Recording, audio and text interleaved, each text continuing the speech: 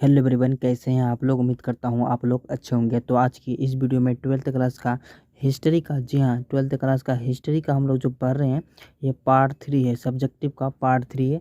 इससे पहले हम लोग 2 वीडियो कंप्लीट कर चुके हैं। तो अगर आप लोग को उसको नहीं देखें तो प्लीज़ जाके उसको ज़रूर देखिए, क्योंकि बहुत सारा इंपॉर्टेंट सब्जेक्टिव उसमें भी बताए गए हैं। और इसमें भी इंपॉर्टेंट सब्जेक्टिव कंप्लीट करेंगे। सारा का सारा पूरे किताब से हम लोग कंप्लीट कर रहे हैं सब्जेक्टिव। तो पूरे किताब से हम लोग जो सीरीज जो चल रहा है, तो पार्ट 1 बना चुके हैं, या पार्ट 2 भी बन गया, या पार्ट 3 बना रहे हैं। तो चलिए आज की बिना देरी के वीडियो को स्टार्ट करते हैं। अगर आप इसका पीडीएफ लेना चाहते हैं तो लिंक डिस्क्रिप्शन में है, वहाँ से टेलीग्राम से आप पीडीएफ ले सकते हैं बिल्कुल फ्री में। जी हाँ, बिल्कुल फ्री में दे रहे हैं। आप जाइए वहाँ से पीडीएफ डाउनलोड कीजिए, उसके बाद पढ़िए। चलिए वीडियो स्टार्ट करते हैं। सबसे पहले क्या बोला जा रहा है 51 नंबर में। इससे पहले हम लोग 50 सब्जेक्टिव कंप्लीट कर दिए हैं, ठीक है। 51 में बोल रहा है क्या, दिगंबर एवं श्वेतंबर कौन थे। ठीक है, ये जो सब्जेक्टिव में आएंगे आप लोग को बोर्ड एग्जाम में, तो क्या आएंगे, दिगंबर और एवं श्वेतंबर कौन थे। तो इसका आंसर आपको लिखना कुछ इस टाइप से। चलिए मैं बताता हूँ। आंसर में लिखना कि जैन धर्म 2 संप्रदाय बने, एक दिगंबर और दूसरा श्वेतंबर। यानी कि जो जैन धर्म जो था उसमें 2 धर्म बना, एक कौन था, एक दिगंबर और दूसरा श्वेतंबर। दिगंबर वस्त्र नहीं पहनता था, जो दिगंबर जो था वस्त्र नहीं पहनता था। और जबकि श्वेतंबर उजले वस्त्र धारण करते, यानी कि धोती पहनते थे। ठीक है, आप ऐसे समझ सकते हैं, श्वेतंबर उजले कपड़े पहनते थे। और दिगंबर जैन धर्म, यानी जैन आचरण पालन में कठोर होते हैं, जबकि श्वेतंबर जैन उदार होते हैं, मतलब जैन में उदार होते हैं। श्वेतंबर 11 अंकों का प्रमुख धर्म मानते हैं, 11 अंकों का प्रमुख धर्म मानते हैं। और दिगंबर 24 पुराणों की दिगंबर संप्रदाय यह मानता है कि स्त्री के शरीर से केवल ये ज्ञान संभव नहीं होता, और केवल ये ज्ञान प्राप्त होने पर साधकों को भोजन की आवश्यकता नहीं पड़ती। किंतु श्वेतंबर संप्रदाय ऐसे नहीं, मतलब ऐसा नहीं है, नहीं मानते, ऐसा नहीं मानते हैं। श्वेतंबर संप्रदाय के अनुसार महावीर क्या बोला, महावीर का निर्वाण के 609 वर्ष बाद ईस्वी, यानी 609 ईस्वी बाद 18 कब, सन 83 में, ठीक है, 83 में रथविलूर में भवभूत द्वारा बौद्धिक मत दिगंबर और स्थापना की थी। ठीक है, तो इसमें ज़्यादा कुछ है नहीं, आप इसको दोबारा देख लेंगे, इसको पढ़ लेंगे अच्छे से। थोड़ा सा मुझे अगर कुछ भी दिक्कत होता है तो तुरंत आप कमेंट करेंगे, और थोड़ा सा एडजस्ट करने का कोशिश करेंगे आप खुद से, क्योंकि मैं सिर्फ बता सकता हूँ। ठीक है, चलिए, सिर्फ साथ साथ मैं आपको हेल्प कर रहा हूँ, बाकी आपको ही पढ़ना है। ठीक है, चलिए। और 2 नंबर में क्या बोला जा रहा है, क्या, इलाहाबाद स्तंभ के ऐतिहासिक महत्व का मूल्यांकन कीजिए। तो इसका भी आंसर सिंपल है, ज़्यादा कुछ टफ है नहीं। इलाहाबाद के स्तंभ इलाका इलाका क्या बोला जा रहा है, इलाहाबाद के स्तंभ लेख से गुप्त काल विषय में जानकारी प्राप्त होती है। इसमें समुदाय के वजियों और चरित्र अंकित है।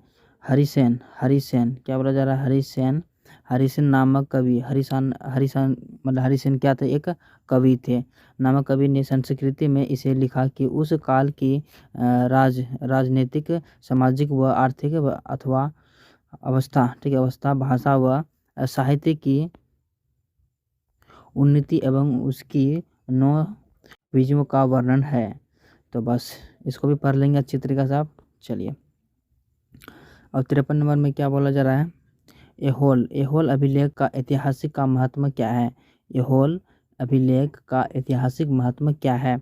तो इसका भी आंसर ऐसे लिखना, इस अभिलेख में चालुक्य राजा पलकेशिन द्वितीय के दरबारी कवि रति कीर्ति ने संस्कृति में इसके पराक्रम का विवरण लिखा है, जिसके अनुसार गुजरात के लाट, मैसूर के गंगा आदि राजाओं को हराया गया था। दक्षिणी के चोल पर पांडव, एक से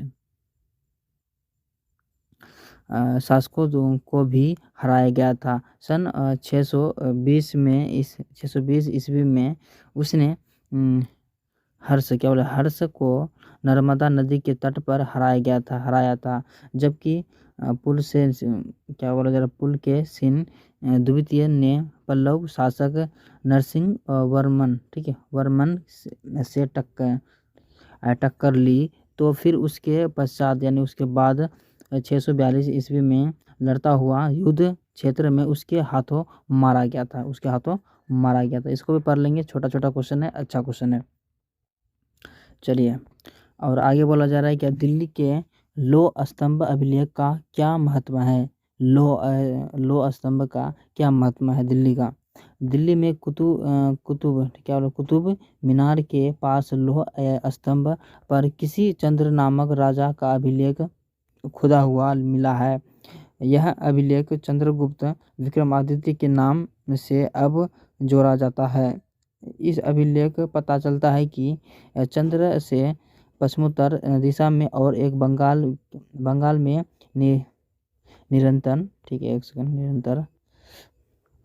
निरंतर विजय प्राप्त और अपने वश में कार्तिक को 4 चांद लगा दिए। बस इतना ही है, ज़्यादा इसमें भी नहीं है, इसको भी पढ़ लेना अच्छी तरीके से। चलिए, 55 में क्या बोला जा रहा है। चुनागढ़ शिलालेख के महत्व का उल्लेख कीजिए। तो इसका आंसर कैसे लिखना है। चुनागढ़ का शिलालेख गुजरात में चुनागढ़ से समीप मिला था। उस समय के प्रचलित नजाति की लियत में वह शिलालेख लिखा हुआ था। इस शिलालेख इस शिलालेख में अशोक के धाम के रास्ता और एर्थियन नैतिक नियमों एवं शासन संबंधित नियमों का विवरण मिला है कि लोगों की जानकारी के लिए शिलालेख को साधारण की भाषा पाली में खुदवाया था। क्या लिखा है जनसाधारण, जनसाधारण, इसको पढ़ लेंगे अच्छे से। चलिए, आगे बोला जा रहा है क्या। पेरिप्लस और एर्थियन पदों के अर्थ की व्याख्या कीजिए। तो इसका भी आंसर लिखना है, ऐसे लिखना क्या पेरिप्लस एवं पेरिसिलस एक यूनानी शब्द है जिसका शाब्दिक अर्थ है समुद्री रास्ता, और एक यूनानी नाम से जिसका प्रयोग यूनानी लाल सागर के लिए भी करते हैं। बस इतना ही लिखना है। चलिए आगे देखते हैं। आगे लिखा क्या जा रहा है। कुषाण, कुषाण कौन था। क्या लिखा है, कुषाण कौन था। तो इसका आंसर ऐसे लिखना आपको। कुषाण चीन की मुगनी नामक जाति के हारकर यूची जाति दक्षिणी की ओर स्थान पर निकल पड़ी। वह आकर आमू नदी के तट पर बस गए। यूची जाति के 5 कबीलाओं में सोवान नामक कबीलाओं के क्या बोला जा रहा है कैटफिसेज प्रथम नेतृत्व में शक्तिशाली बन गया। उसने मध्य एशिया से सिंधु नदी के तट पर अपना साम्राज्य फैला दिया। उसने उस क्षेत्र के पार्थियन शासकों का नामोनिशान मिटा दिया। ठीक है, चलिए आगे बोला जा रहा है कि सातवाहन कौन था। क्या पूछ रहा है, सातवाहन कौन था। तो इसका आंसर है कि मौर्य के साम्राज्य के बिखराव के बाद सातवाहन ने दक्कन में एक शक्तिशाली राज्य स्थापित किया। इस वंश का सबसे अच्छा शासक दोनों ही सर्वोच्च वंशों का दावा करता था कि एक तरफ वह स्वयं को एक ब्राह्मण वर्ण का व्यक्तित्व मानते हैं और दूसरा और वह स्वयं को दक्षिणी लोगों को नाश करते हैं। ठीक है, नाश करने वाला बताते हैं।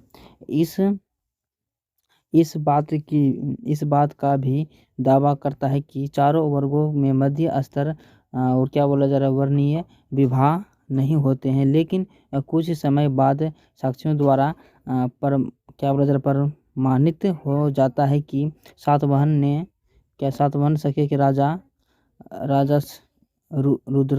रुद्रदमन से वैवाहिक संबंध जोड़े थे। सातवाहन समाज में संभवतः मातृ गोत्र का अधिक सम्मान था। चलिए, और इसमें थोड़ा सा क्वेश्चन है, इस समाज में स्त्रियों का पिता के स्थान पर पति के गोत्र का माना जाता है। सातवाहन को कई अभिलेखों इतिहासकारों का प्राप्त हुआ कि जिन पर परिवारों और वैवाहिक रिश्तों का शाखा तैयार किया। चलिए, और इसमें बोला जा रहा है क्या, शक कौन था। तो शक मध्य एशिया के मूल निवासी थे जो उपमहाद्वीप में उत्तर पश्चिमी हिस्सों में सर्वप्रथम लाए और धीरे धीरे यह अस्थायी रूप से बस गए। और ये लोग प्रारंभिक ब्राह्मणों द्वारा क्या बोला जा रहा, असंभव अथवा विदेशी से आने वाला आक्रमणकारी समझ के धीरे धीरे क्या बोला जा रहा है, धीरे धीरे उन्होंने भारत में उत्पन्न हुए धर्मों जैसे बौद्ध धर्म या वैष्णव धर्म मतलब मत को अपना लिया। लोगों के साथ वैवाहिक संबंधों स्थापित किए गए और उत्तर पश्चिमी के साथ साथ पश्चिमी भारत में कुछ क्षेत्रों में शासन किया। कुछ क्षेत्रों में क्या उसने शासन भी किया था। चलिए, और 60 नंबर में क्या बोला जा रहा है, क्या 60 नंबर बोला कि हर्ष चरित्र पर 2 वाक्य लिखिए। पहला वाक्य चलिए लिखते हैं। हर्ष चरित्र संस्कृति में लिखी गई कन्नौज के शासक हर्षवर्धन की जीवनी। इसके लेखन वानभट्ट लगभग 7वीं शताब्दी ईस्वा यानी कि हर्षवर्धन के राजकवि थे। ठीक है, और चलिए आज की वीडियो यहाँ तक रखते हैं, मिलते हैं नेक्स्ट वीडियो।